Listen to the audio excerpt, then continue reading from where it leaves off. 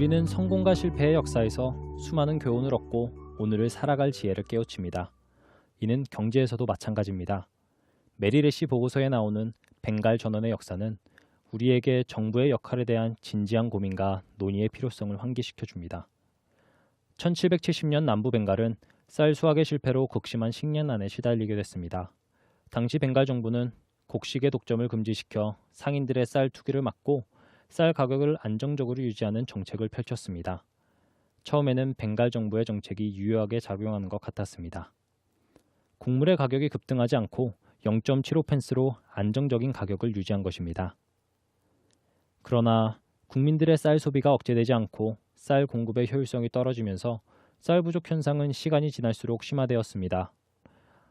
기근 후기에 이르러서는 곡물 가격이 지역에 따라 4펜스까지 폭등했고 벵갈 정부의 정책은 결국 인구의 30% 이상이 굶어 죽는 끔찍한 참사를 초래했습니다. 이렇게 벵갈 정부의 시장 조정은 완벽한 실패로 끝이 났습니다. 그 뒤로 100년이 지난 1866년 벵갈은 다시 한번 기근이 발생하여 극심한 식량난을 겪게 되었습니다.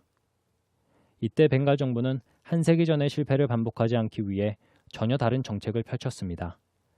매점 행위를 통제하지 않고 모든 지역의 가격 변동을 매주 발표해 시장의 거래를 촉진시키는 것이었습니다.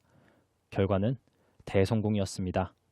선택과 경쟁이 동시에 작용하며 상대적으로 식량이 풍부한 지역에서 부족한 지역으로 식량의 이동이 활발해졌습니다.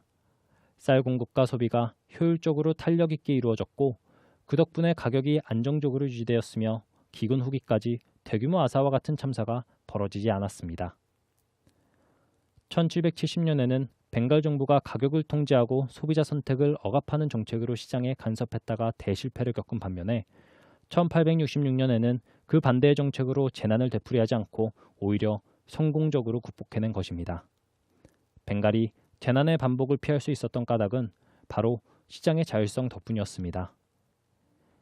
이처럼 경제에서 정부의 지나치고 무분별한 개입은 오히려 도구로 작용합니다. 정부는 공공재, 국방과 치안, 외부 효과 등 시장이 직접적으로 해결할 수 없는 분야를 담당해야지 결코 시장에 함부로 개입해서는 안 됩니다. 시장의 문제는 시장이 해결하게 놔둬야 합니다. 이는 벵갈 정부가 내린 1770년과 1886년의 두 가지 선택과 그 결과가 증명해 보이고 있습니다. 간혹 우리는 정부가 만능 해결사인 양 착각하곤 합니다. 하지만 정부는 만능 해결사가 아니며 완전 무결의 절대 조직도 결코 아닙니다. 정부는 정책을 수립하고 집행하는 행정기구이지 경제 전문기구가 아니기 때문에 자칫 잘못했다가는 시장의 질서를 무너뜨려 경제를 망가뜨릴 수도 있습니다. 그렇기에 애덤 스미스는 정부의 역할을 국방과 외교, 그리고 치안에 한정하는 야경국가론을 주장했습니다. 정부가 지나치게 시장에 개입한다면 어떻게 될까요?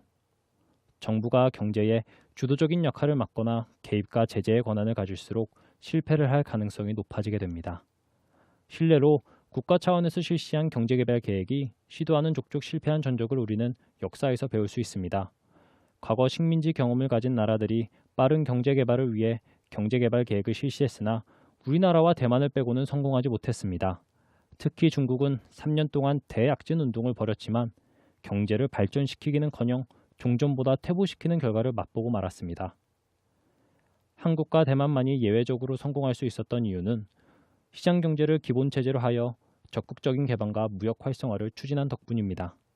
다시 말해 중앙 계획 경제가 아니라 자유시장 경제가 한국과 대만의 경제 성장을 주도한 것입니다. 정부는 시장에서 한 발짝 물러나 시장이 해결할 수 없는 경제 문제를 보완하는 역할을 맡는 것이 바람직합니다. 경제 문제에서 정부는 시장이 원활하게 돌아가도록 하는 지원자 역할을 해야 하는 것입니다. 시장의 주인이 되기보다는 시장이 안정적으로 기능할 수 있도록 돕는 것이 진짜 정부의 역할입니다. 시장 경제의 중심, 자유기업원.